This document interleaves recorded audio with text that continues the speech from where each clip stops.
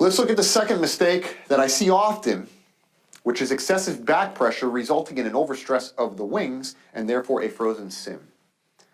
Now look, a frozen sim indicates a crash. If the sim freezes, it's going to crash the sim.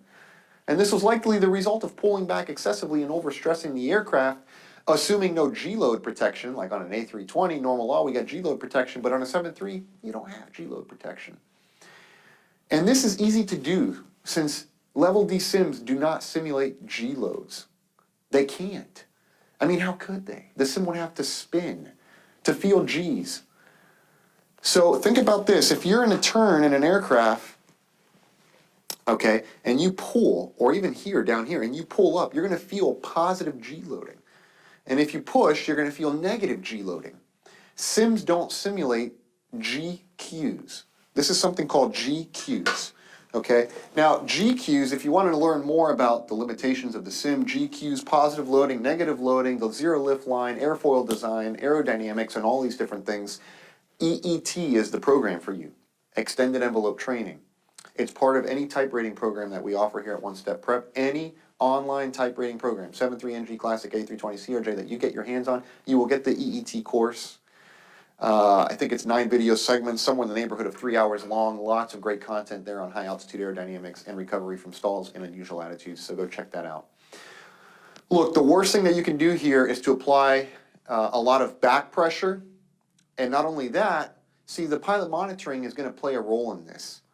Sometimes the instructor and or examiner will have the pilot monitoring place you in an unusual attitude to recover, and the worst thing that they can do is apply full thrust early in the setting up of the maneuver. And why, you may ask? Well, because the faster you are, the easier it is to overstress the aircraft.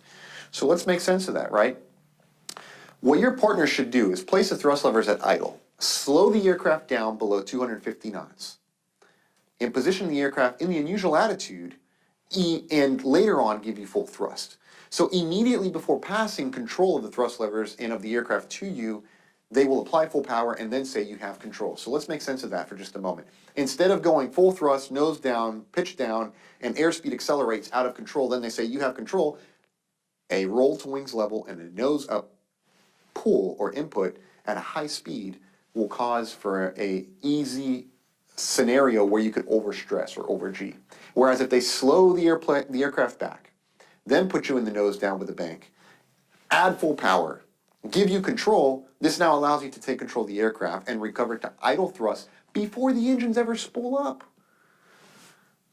Which means now your speed is not from thrust application, your speed is from pitch. So by the time you roll wings level and pull up, you don't have a speed that's through the roof 300 plus knots. No, your speed is only 250-ish or so, which means that the pulling input that you put now on the yoke or the side stick is not going to be excessive. Slower aircraft equals more difficult to overstress, and therefore highly unlikely, okay, that you would crash a sim by snapping the wings off.